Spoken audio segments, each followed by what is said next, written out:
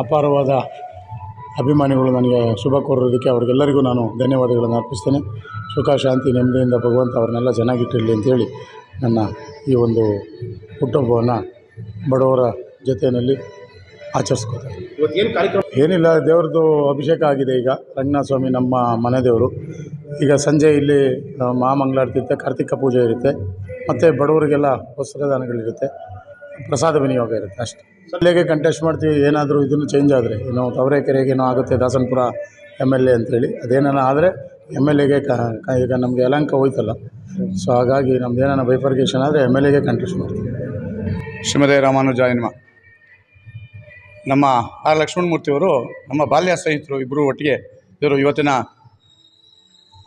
ಒಂದು ಹುಟ್ಟುಹಬ್ಬದ ಶುಭಾಶಯಗಳೊಂದಿಗೆ ಅವರಿಗೆ ಭಗವಂತ ಆಯುಷ್ಯ ಆರೋಗ್ಯ ಕೊಟ್ಟು ಭಗವಂತ ಆಶೀರ್ವಾದ ಕೊಡಲಿ ಅಂತೇಳಿ ಭಗವಂತ ಪ್ರಾರ್ಥಿಸ್ತಾ, ಇವರಿಗೆ ಭಗವಂತ ದಿನೇ ದಿನೇ ಅಭಿವೃದ್ಧಿ ಆಗಲಿ, ಇದು ಒಳ್ಳೆಯ ವೃತ್ತಿ ಕೊಡಲಿ ಅಂತ ಹೇಳ್ಬಿಟ್ಟು ಭಗವಂತನ ಹತ್ರ ಪ್ರಾರ್ಥಿಸ್ತೇನೆ.